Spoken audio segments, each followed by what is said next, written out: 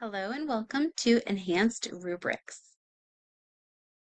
Enhanced Rubrics have now been enabled in Canvas and work hand in hand with enhanced assignments. All right, here we are in Speedgrader for this enhanced assignment, the Week 2 video reflection in my sandbox. On the right, as usual, we can see the beginning of our rubric. We also have this new function to add stickers. So there are two ways we could add stickers to a student's assignment. The first option is within Speedgrader to click on that little sticker, and then you can come through and see which sticker you'd like to give. We'll give this test student a star, and it will show here on their assignment. Our second option for adding in a sticker for students is here within the Gradebook. This is a sandbox with only a test student, but you would usually see our list of students here. Going to click on that box where the grade usually shows, and then you're going to click on this tray icon with an arrow. You click there, it'll pop out what the grade for that student is, the status, and assignment comments. But you also see the sticker here. So if you're looking at that and going, you know what, I don't want to add that sticker after all, you could choose a different sticker or simply click the Remove Sticker button, and it will remove it off of your student's assignment. We'll add a different one here. Now, if we return back to Speedgrader, we see now in Speedgrader that our sticker has changed, and we're back here. Now, the first thing I'm going to do to make it easier to view is to hover on this gray line here, hold down my mouse or my pad, and drag this out. This will make it easier to see once we enter the rubric. So the first thing that may be a shock at first is that there are no criteria noted here.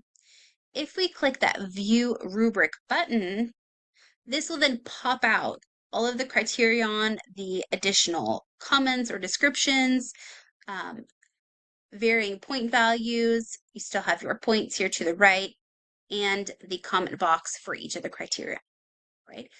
We are currently in the traditional view, which is the most similar to the old version of rubrics.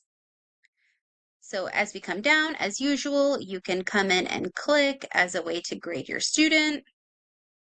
You can leave comments in here, whatever you'd like to add here. We could also change the rubric view now that we have enhanced rubrics. If you click the horizontal button, we can see just the section that we selected for each of the criterion, along with the point value for each section.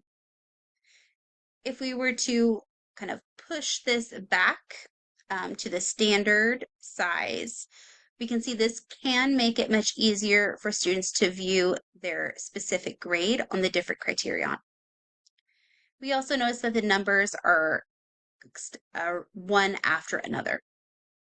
If we were to change the rubric view to a vertical, very similar to the horizontal view, but instead the scores are stacked on top of each other for a vertical view with their criterion selected, highlighted there for easy access. Now, if we maneuver over here to the Rubrics tab from our course navigation, we see our view has changed a lot since the old Rubrics page. Now from here, we can see multiple new things. We can import rubrics from a previous course, create a new rubric. We now see all of our rubrics that are used or saved within this course. And if a rubric is attached to an assignment, we see this location used column that says courses and assignments. If we click on that, it will tell us exactly where that rubric is being used. So I can see here in my sandbox, it is attached to the assignment Harmonize Tryout. Within each rubric here as well, we have this actions column, which can make it easy to duplicate edit, copy to, archive, and delete a rubric. If you click duplicate, this will essentially make a copy of that rubric. This is immensely helpful in creating different versions, but having a rubric to start with. So as we all know, we have the same rubric with a parenthesis 1 or parenthesis 2 after it when you edit each rubric to adjust it slightly for the next assignment.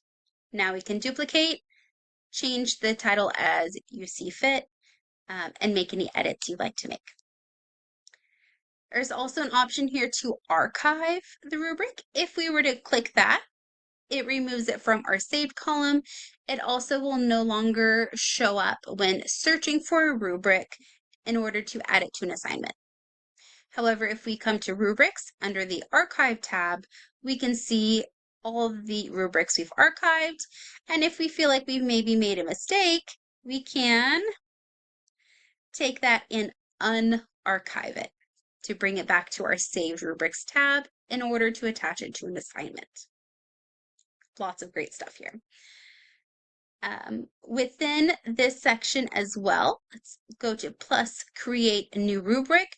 This is where it is also changed a lot. So you can give it a name.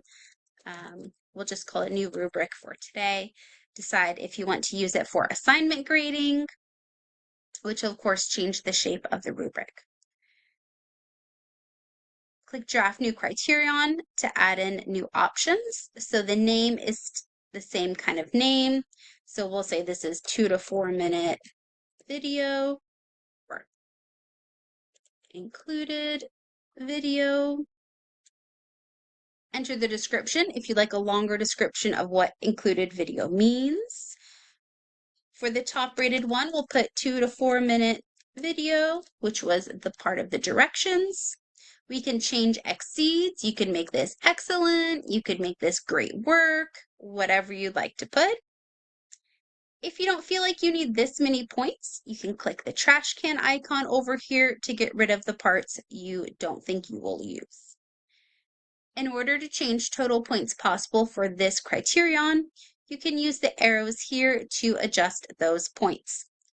You can also type directly within here if you would like half points. We can change the name of these to make them a little more student-friendly, and then add descriptions as you like for here. You can always decide to move the different criterion around. However, please be mindful of whether the order makes sense or not, as that will be the same order it shows on the rubric for students and grading. I'm going to click Save Criterion here, and we can see that here. I'm going to make another dummy criterion.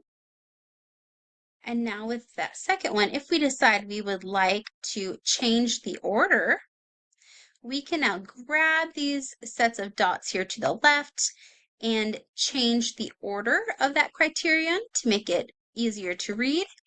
And the numbers will automatically adjust themselves to take into account the order. From here, of course, you can still edit, get rid of that criterion, or even duplicate the criterion. Now here, when we're finished, you can either save that rubric as a draft or click Create in order to save and publish that rubric. And then it will be here within our saved rubrics. If after you see all of the things that new rubrics can do, and you would rather not have this new rubrics and you would not like to have the new sticker function, you can disable the enhanced rubrics from the course level. First, we'll click Settings, and then click the tab for Feature Options.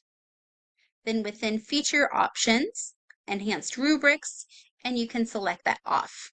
If you click Disabled, you will no longer have access to use the stickers and also not have all the new features of the rubrics. You can enable this at any time. Any enhanced rubrics that you have used to grade attached to assignments will all become previous version of rubrics, they will still exist and students' grades will still be captured on that rubric.